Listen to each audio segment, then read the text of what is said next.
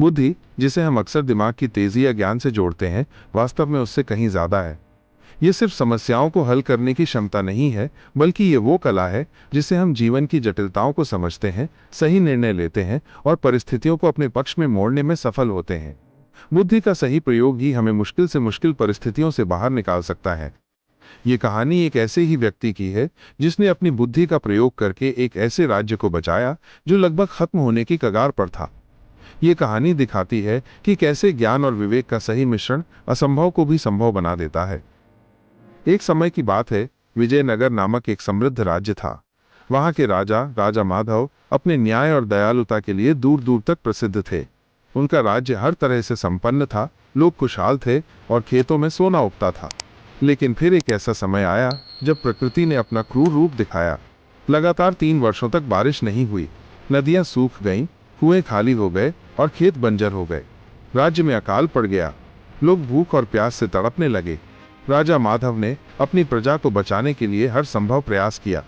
उन्होंने अपने खजाने खोल दिए, दूर दराज के राज्यों से अनाज मंगवाया, लेकिन स्थिति दिनों दिन बदतर होती जा रही थी। लोगों के बीच हताशा और गुस्सा बढ़ रहा था।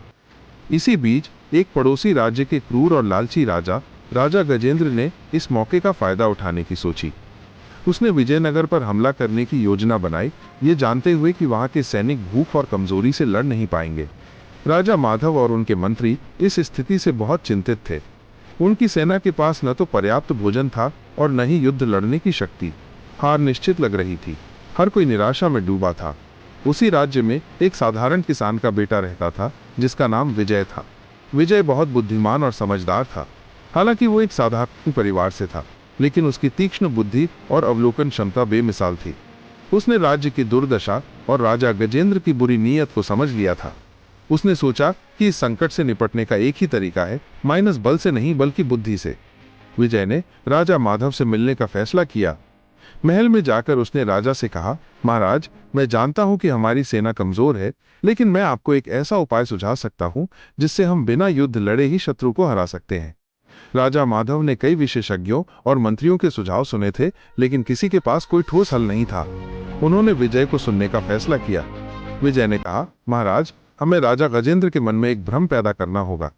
हमें उन्हें यह विश्वास दिलाना होगा कि हमारे पास असीम शक्ति और संसाधन है, जबकि वास्तव में ऐसा नहीं है।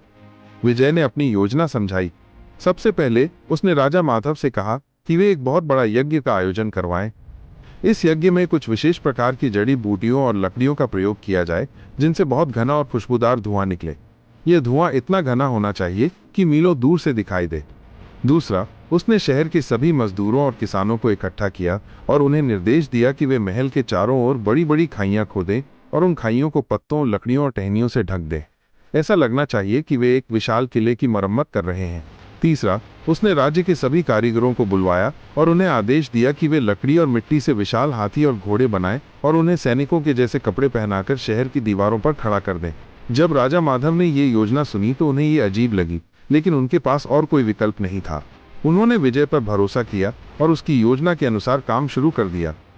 जब राजा गजेंद्र ने अपने जासूसों को विजयनगर की स्थिति का पता लगाने भेजा, तो उन्हें विजयनगर की सीमा से बहुत घना धुआं निकलता हुआ दिखाई दिया।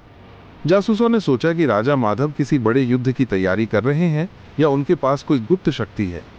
जब वे विजयनगर के और करीब पहुंचे, तो उन्होंने देखा कि शहर की दीवारों पर हजारों सैनिक खड़े हैं, जो वास्तव में लकड़ी के पुतले थे, और महल के पास सैकड़ों मजदूर, जो किसान और मजदूर थे, गहरी खाइयां खोद रहे हैं। ऐसा लग रहा था कि वे एक अभेद्य किले का निर्माण कर रहे हैं। जासूसों ने वापस जाकर राजा गजेंद्र को बताया कि विजयनगर में अकाल का कोई निशान नहीं है। वहां लोग बड़ी संख्या में युद्ध की तैयारी कर रहे हैं और उनके पास युद्ध के लिए पर्याप्त संसाधन है। उन्होंने बताया कि उन्होंने आसमान में उठता हुआ रहस्यमयी धुआं भी देखा है, जिससे लगता है कि उनके पास कोई दिव्य शक्ति है।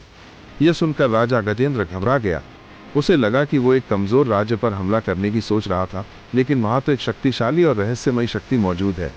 उसे लगा कि विजयनगर की स्थिति के बारे में उसे गलत जानकारी दी गई थी। उसने तुरंत अपनी सेना को वापस लौटने का आदेश दिया, क्योंकि वो एक ऐसे राज्य से युद्ध नहीं करना चाहता था जिसके पास कोई गुप्त शक्ति थी और जिसकी सेना इतनी बड़ी लग रही थी।